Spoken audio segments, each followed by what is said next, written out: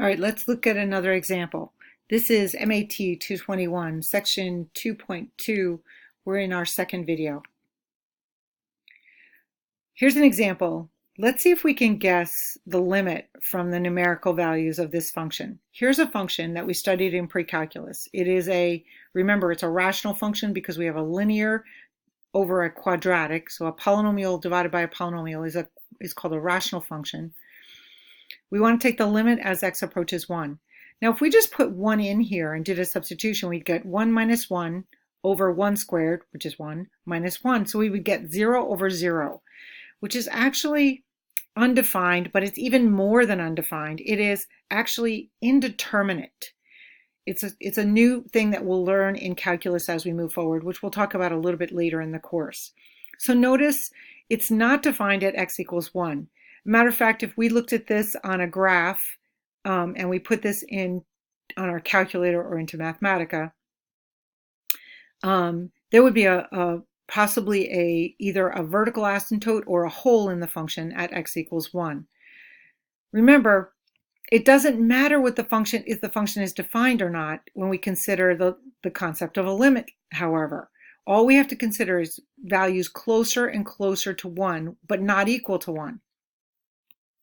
So if we put this into Mathematica or into a calculator and got table of values, we could look at table of values closer and closer to 1 without equaling 1.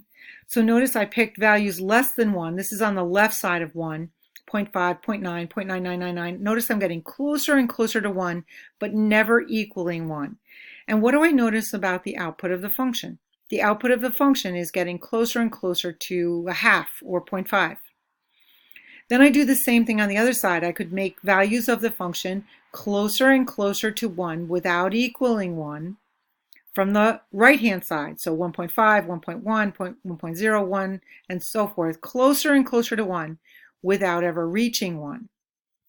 Notice my output of my function is getting closer and closer to 0.5. So even in this case, even though the value of the function at x equals 1 does not exist, I can still have a targeting value. I can still have a value where the function is targeting from the left side and from the right side, targeting the same value.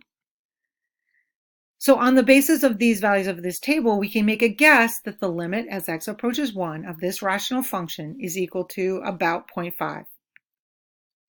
Now, if we actually graphed this function, you could see that the function looks like this. Now, on our calculator, we won't get a hole there, but we can actually see, we know that the value has a hole there because remember in pre-calculus, if we factored this, we would factor it x minus 1 over x minus 1, x plus 1. One factor would cancel, causing that hole in the function right here at x equals 1.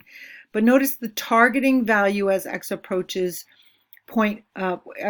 approaches 1 from the left and as x approaches 1 from the right is both targeting the same output value of a half. Therefore, we have a limit for this function. Now, if we put this piecewise function we had in the last slide, we say, okay, what about if we said, okay, the value of the function is actually equal to 2? Then it would look something like this, where we'd say, the value of the function is equal to 2, but everywhere else the value of the function would look like the rational function.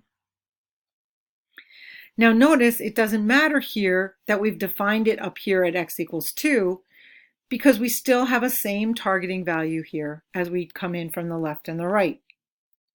All right, so let's do another example. Let's see if we can get this graphically, this concept of a targeting value as x approaches a given value. We'll look at both one-sided and both-sided limits. So here is a graph of g of x in figure 10. Hold on for a second. So we have a function g of x. Let's see if we can answer these questions using this graph. Now we notice it says if they exist, the value of the limit might not exist. So let's look. First, part A says what would be the limit as x approaches 2 from the negative side? So here's x equals 2. We want to go from the negative side only. So we're going to go like this and say as x is getting closer and closer to an input of 2, so notice an input of 0, an input of 1, an input right of 1.5. So we're getting closer and closer as x is approaching 2, my targeting output value looks like a value of 3, which is correct. The output of this is targeting 3 from the left. Notice this is a one-sided limit because of that little negative sign.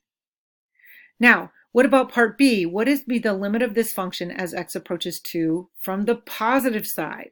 So we look over here, here's x equals 2 again, and we're coming over here on the positive side like x equals 4, x equals 3.5, x equals 3, x equals 2.5. So we're riding on the function as x is getting closer and closer to 2 from the right-hand side. My targeting output value is 1. So we would say the limit as x approaches 2 from the positive side is equal to 1. All right, what about C? C says, what's the limit as x approaches 2? Notice in this notation, I don't have a plus or a minus, which is implying that I must come from both sides. Now, wait a minute. We said our right-handed limit is 3. Our left-handed limit is 3, and our right-handed limit was 2. And our definition says in order for the limit to exist without a plus or minus sign, in other words, from both sides, both the right-handed and left-handed limits have to agree with each other. They do not. Therefore, our answer to part C is D and E. This does not exist. I don't have the same targeting value from both sides. All right, what about at x equals 5? It says, what's the limit as x approaches 5 from the left-handed side? So here's x equals 5. We're taking values of the function on the left side of 5.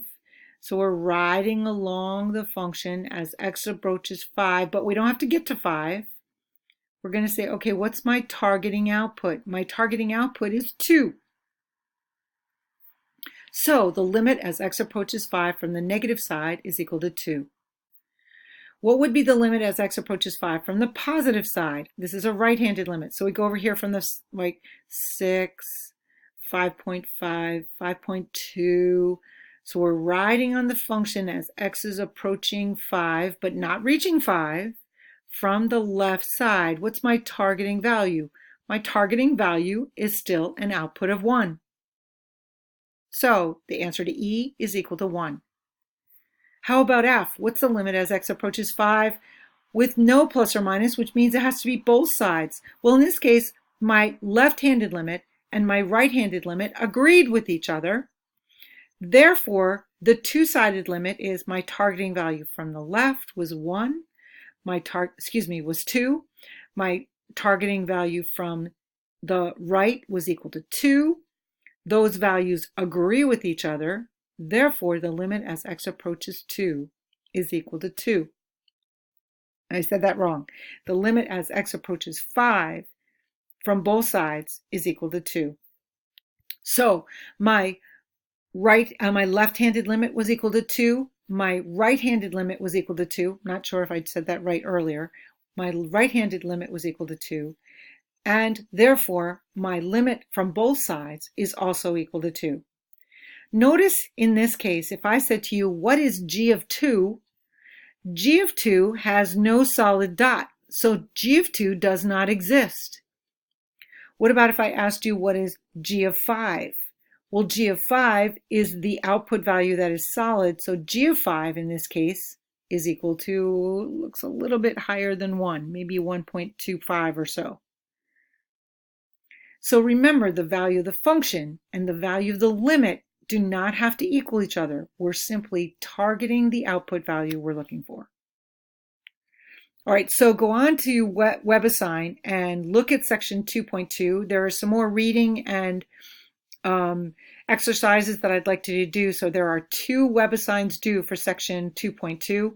One is a little bit more reading and some more tutorials.